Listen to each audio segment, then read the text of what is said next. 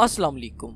ये जो स्क्रीन पर आपको बैक्टीरिया शो हो रहा है, इसका नाम माइकोबैक्टीरियम ट्यूबरक्लोसिस है। ये बैक्टीरिया हमारी बॉडी के अंदर ट्यूबरक्लोसिस यानी टीबी की डिजीज कॉज करता है।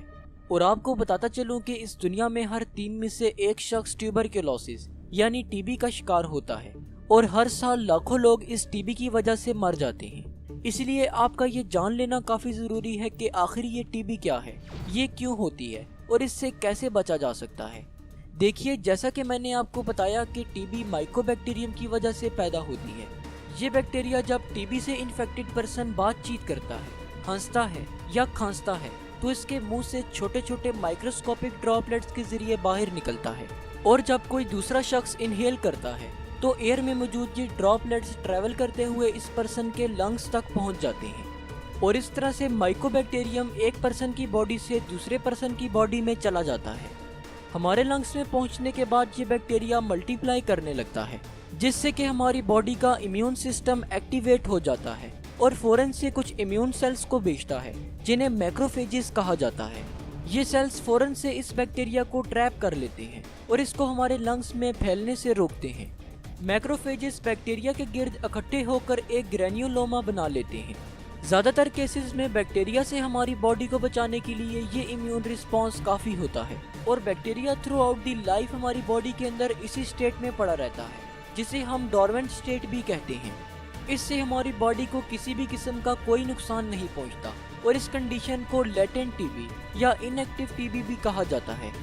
अब कुछ पेशेंट्स जिनका इम्यून सिस्टम कुछ मेडिकल कंडीशंस की वजह से वीक हो गया हो, जैसा कि डायबिटीज, माल न्यूट्रिशन और HIV वगैरह, तो ऐसे पेशेंट्स में इम्यून सेल्स वीक हो जाते हैं और बैक्टीरिया पर कंट्रोल नहीं कर पाते, जिसकी वजह से बैक्टीरिया डोरमेंट स्टेट से एक्टिव स्टेट में चला जाता है और फर्दर डिवाइड होने लगता है।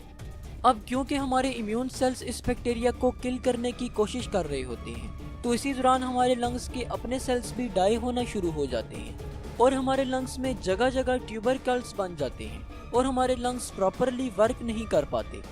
इस कंडीशन को एक्टिव टीबी कहा जाता है। लेटेंट टीबी से एक्टिव टीबी होने के चांसेस सिर्फ 5 to 10% होते हैं।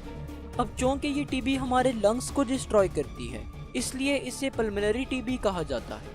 अगर हम टीबी के सिम्टम्स की बात करें तो आपको बताता चलूं कि लेटेंट टीबी के सिम्टम्स नहीं अपेयर होते, जबकि एक्टिव टीबी के कुछ सिम्टम्स अपेयर होते हैं, जिनमें दर्ज झेल शामिल हैं।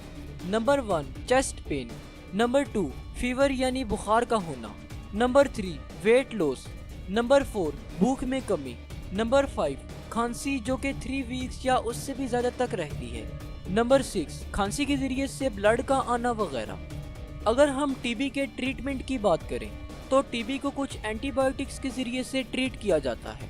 पेशेंट को लॉन्ग टाइम पीरियड के लिए कुछ मेडिसिन्स लेनी होती हैं।